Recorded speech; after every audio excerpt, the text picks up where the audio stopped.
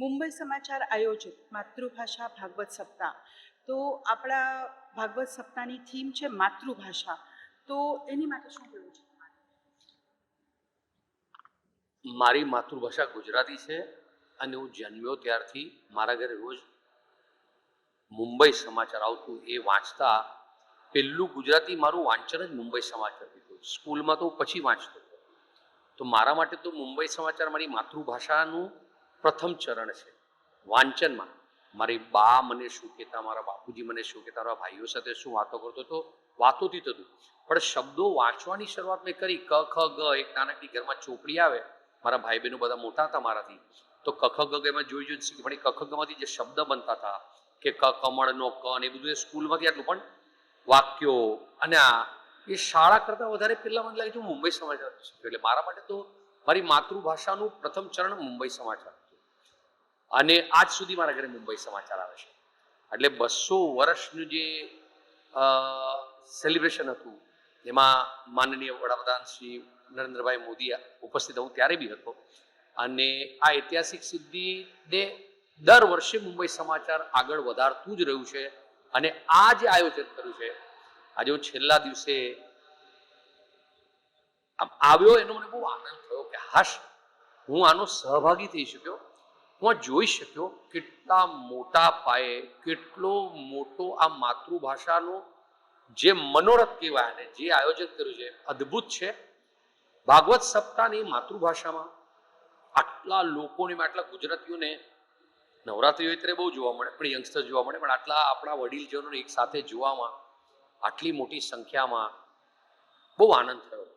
મેં પોતે વાંચ્યું હતું, હું રોજ વાંચતો હતો કે અહીંયા પરિક્રમા ગોવર્ધનની સ્થાપના કરી છે, ગોવર્ધનનું એવું એક સ્વરૂપ બનાવ્યું છે. એટલે મેં પોતે આ તો બધું મનમાં હોય, ભાવ હોય, એટલે મેં પરિક્રમા કરી. 84 બેઠક મહાપ્રભુજીની એ મેં બધી વાંચી. મેં આટલું ક્યારેય વાંચ્યું નહોતું. એટલે મારો વાંક છે, મારા ઘરે બધા ખૂબ વાંચન કરે છે. પણ મને અહીંયા એ લાભ મળ્યો. અને મને અફસોસ એ થાય જો છેલ્લે દિવસે આવ્યો. હું જો પહેલે દિવસે આવ્યો ત્યાં કહ્યું હતું તો કેટલા વૈષ્ણવે કદાચ મારો વિડીયો જોઈને ચૂકી ગયા છે. એ યંગ છે અને એમને ખ્યાલ નથી કે આનું મહત્વ શું છે, એનો લાભ લઈ શક્યા હોત તો. પણ જે જ્યારે નસીબ આ યુટ્યુબની ચેનલ જોઈ મુંબઈ સમાચારની, એમાં જોઈને લાભ લે એવી મારી બહુ એમને રિક્વેસ્ટ છે.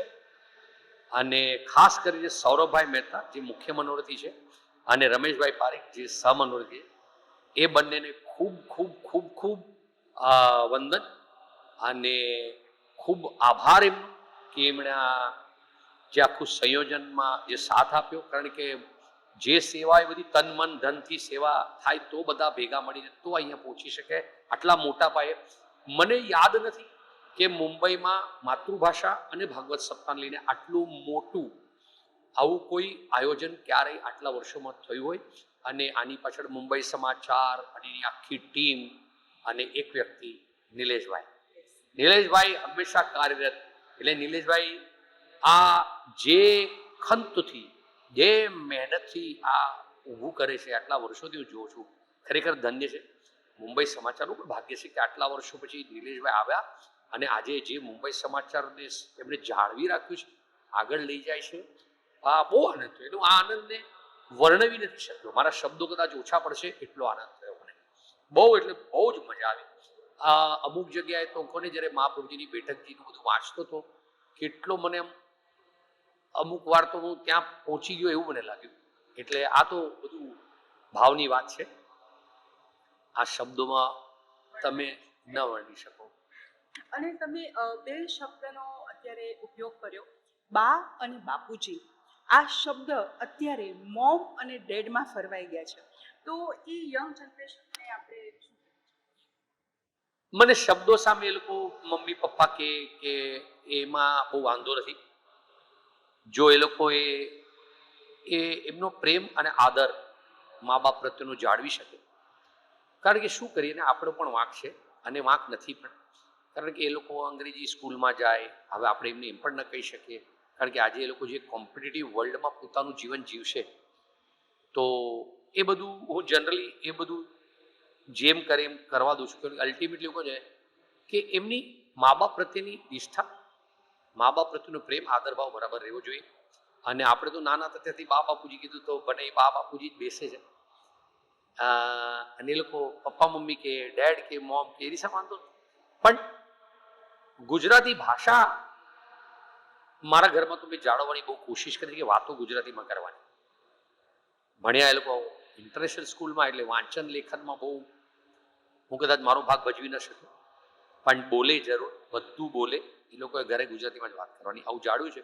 અને ગુજરાતી ભાષાને આપણે જાળવવા માટે પ્રયાસો કરવા પડશે. હું મારા કરીશ અને બધાને મારી નમ્ર વિનંતી છે કે એ લોકો એના. અને આવા આયોજનો થશે.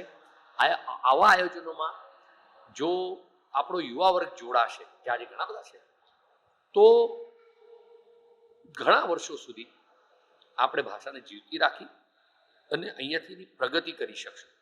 અને પ્રગતિ મને દેખાઈ રહી છે. ગુજરાતી નાટકો એક જમાનામાં બહુ સારા ચાલતા હતા. એક હોય ને ગુજરાતી છાપા, ગુજરાતી નાટકો, ગુજરાતી ભાષાનું જેટલું મળે. ભણતર ઓછું થયું છે તો આપણે બીજી રીતે ગુજરાતીમાંથી ઘણું ઘણું ઊભું કરવું પડશે. ગુજરાતી યુટ્યુબ ચેનલથી માંડીને એ લોકોને જે માધ્યમોથી સમજાય છે ને જે માધ્યમો આજે આખા એમ તો યુનિવર્સમાં ચાલે છે, તો એને એનાથી પાછળ ન કરતા એ માધ્યમોમાં ગુજરાતી ભાષાને કેવી રીતે આપણે પરોવીને આપીએ. ઘણીવાર આપણે કહીએ ને કે ગોળી ડાયરેક્ટ આપો બાળકને તો બાળક ના લે, પણ પેંડામાં કે ભાવતી ચીજમાં ગોળી મૂકીને આપી દો તો એ તરત લઈ લઈને એની અસર બી થાય. તો એવી રીતે આ કરવું પડશે અને ખભે ખભા મિલાવીને ચાલુ પડશે, તો આની ભાષાની પ્રગતિ પણ થશે. પાછી કૃષ્ણ પહેરે પીળું પીતાંબર, કૃષ્ણના માથે મુગટ અને એમાં મોરપીંછ, કૃષ્ણને ભાવે માખણ. કૃષ્ણના માતા પિતા આમ તો જશોદાને આપણે દેવકી કહી શકીએ અને નંદજી કહી શકીએ, અને વાસુદેવ. કૃષ્ણના મિત્ર અરે સુદામા. કૃષ્ણના ભાઈ બલરામ. કૃષ્ણને ભાવે માખણ મિશ્રી, માખણ ને મિશ્રી, વાસળી મિશ્રી છે, વાસળી. Thank you.